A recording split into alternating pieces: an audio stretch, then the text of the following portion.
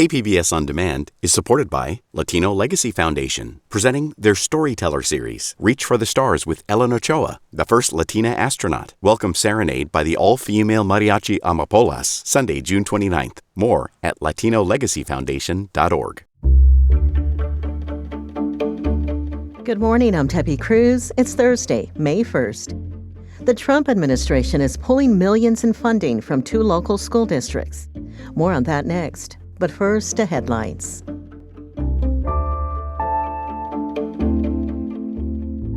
Construction is underway at the former County Family Court in Cortez Hill to turn the building into 125 affordable housing units. The Kindred apartments will remain affordable for the next century. The apartments are a joint project of the city and county. Construction began this week and should be complete by early 2027. San Diego lacks transparency when it comes to how it uses parking revenue and needs to improve. That's according to a report from the San Diego County Grand Jury. The April report says an array of rules, meters, apps, and signage confuse drivers and includes several recommendations. Among them, it says the city should disband community parking districts in favor of community planning groups. It also recommends the city require private parking lots to display their rates so they can be seen from the street. The grand jury also took aim at Petco Park, which it says doesn't always follow signage rules for special events. The Napoleonic Wars are coming to Julian this weekend. More than 24 reenactors will assume roles as members of Napoleon's Grand Army, focused on the 1811 Battle of Fuentes de Onoros. They'll demonstrate duels, skirmishes, and cavalry action at Julian Farm and Orchard Saturday and Sunday. An organizer told the Union Tribune the goal is to bring history to life. Admission to the event is $10. From KPBS, you're listening to San Diego News Now. Stay with me for more of the local news you need. KPBS On Demand is supported by Fleet Science Center's newest exhibit, Survival of the Slowest. See firsthand how nature's smallest, slowest, and weakest creatures can not only survive, but thrive in the wild. Open May 24th through September 1st. Learn more at fleetscience.org.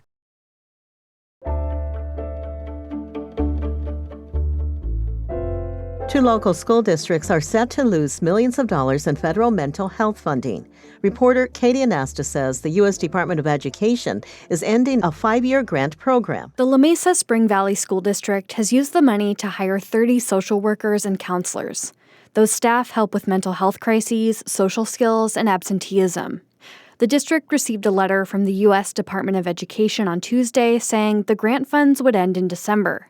David Feliciano is the district superintendent. The president's gone on record saying that they're going to continue to fund programs that are for kids in need. So, specifically, he called out Title I and special ed. This very much falls into the category that those funds serve. The Lemon Grove School District received the same letter. Both districts say they plan to request that the department reconsider. The department told KPBS in an email that grant recipients were using the funds to train counselors on anti-racism and set diversity goals for staff. Katie Anastas, KPBS News. One of the men arrested during a March immigration raid in El Cajon is now free from federal detention. Reporter Gustavo Solis spoke to him about the case and how it has impacted his family. When Immigration and Customs Enforcement arrested her husband, Blanca Corona's life was thrust into chaos. In an instant, she was shouldering tremendous financial and emotional burdens. Now I have to pick up more than I normally picked up shifts. And then we have to take our kids to practice, and then my other ones have to go to boxing, and it's tiring. Corona's husband, Jorge Lopez, was one of 15 people arrested during a workplace raid near El Cajon in March. Lopez came to the U.S. when he was 13 and has been the primary breadwinner of his family, but he does not have legal status. Corona is a U.S. citizen, and so are the couple's 4 children. But they are still directly impacted by President Donald Trump's mass deportation campaign. Corona is working extra hours to keep the family afloat, and she's also coping with the emotional toll on her children. My other daughter would sleep with either his shirt or a picture of him all night crying. Another daughter became obsessed with the idea that her father would miss her upcoming birthday. She was every day, is my dad coming back for my birthday? Is my dad coming? And the only thing I want for my birthday is my dad to be home. But last Saturday, on her 8th birthday, that little girl's wish came true. On April 18th, an immigration judge released Lopez on bond. He will fight the pending deportation case from his home in Escondido. Lopez says that the month he spent at the Otay Mesa Detention Center is the longest he's ever been away from his children.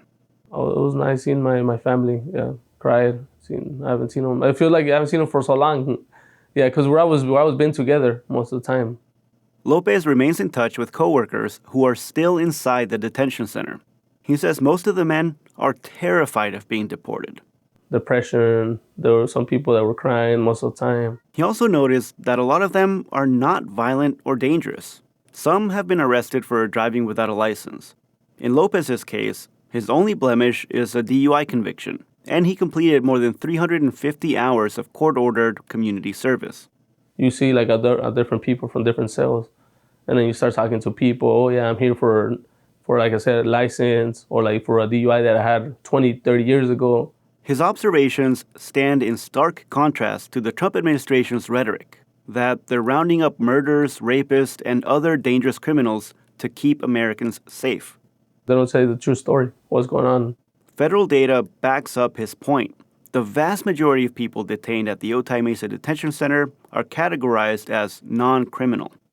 Because Lopez has been in the U.S. most of his life, he says he wouldn't know how to live in Mexico. So I haven't been in Mexico in so long. My whole family is here. Yeah, so the guys asked me, like, hey, do you want to go to Mexico? What do you want to do? Like, no, I want to fight. He won an early round of that fight by getting out of the detention center. In the days leading up to the bond hearing, friends and family offered help any way they could. Tessa Cabrera is his immigration lawyer. We get letters of support so that the judge and the court can hear from the community and how much he means to the community and his family and his children. Cabrera found a lot of support from parents and coaches of a youth soccer team that Lopez volunteers with. People like Bernice Lopez, whose daughter plays on the team. My kids love him, so to me it was a big thing when I found out. I was in a state of shock. That's a lot of what I wrote in there. He's always willing to see or help. And head coach Rafael Blanco. She's awesome with the kids. The girls love him. They were upset when they found out what happened.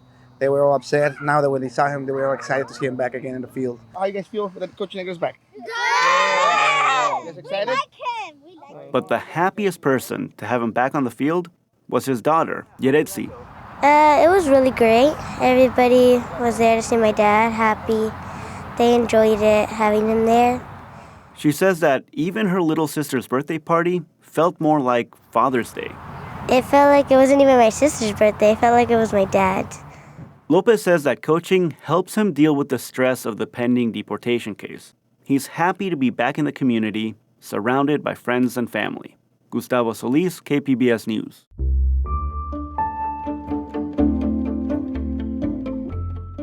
For our next Why It Matters segment, we look at big news around how we get our water. Voice of San Diego CEO Scott Lewis explains. We are right now seeing earthquake-level news in the water politics world.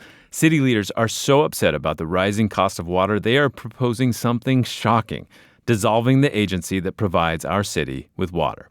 That agency is called the San Diego County Water Authority, and it recently said another 12% water rate increase could be coming next year. Remember last month we talked about how hard it was for the city of San Diego to raise rates just 5.5%.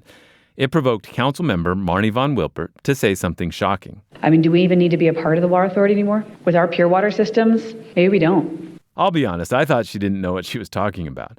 The idea of the city leaving the water authority would be like the captain of a cruise ship jumping off into the water right as a storm approaches. To be clear, the city can't leave the water authority. But now, city council member Sean Elo Rivera has also sent a letter with the same threat. And there's a big deal coming that's exacerbating this entire conversation. The city is building wastewater recycling. That will be very expensive and raise rates even more. But when it's done, the city can buy half as much water from the water authority as it does now. I'm Scott Lewis for Voice of San Diego, and that's why it matters.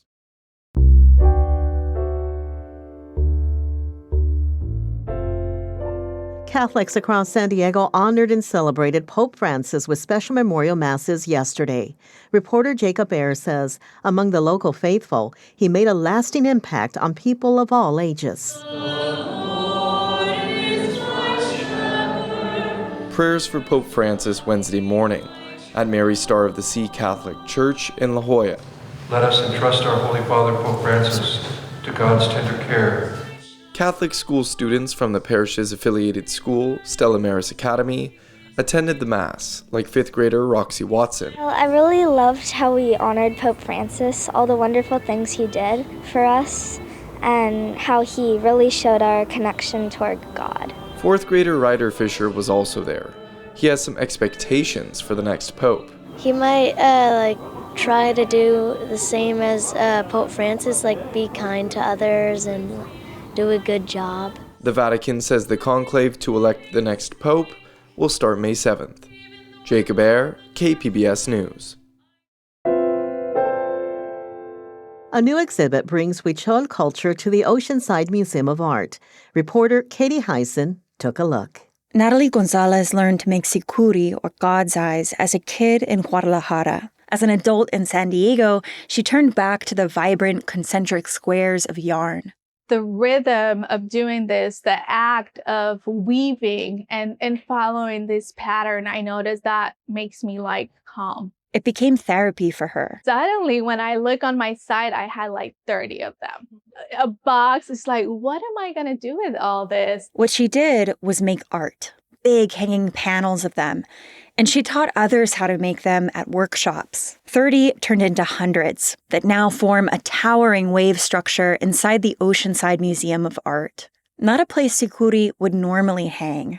They're sacred to the indigenous Huichol people. They don't do this as an art. They do this for offerings and for protection for children. They also place them wherever there's life. Water, caves, crops. Thank you, Mother Earth, for doing this. So this is my way to say to Oceanside, thank you so much for everything you have offered me. The tsikuri will be in the museum through late September. Katie Hyson, KPBS News.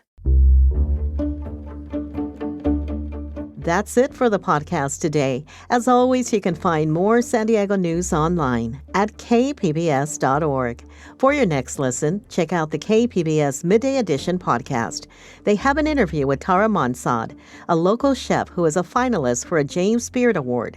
I'm Debbie Cruz. Thanks for listening, and have a great Thursday.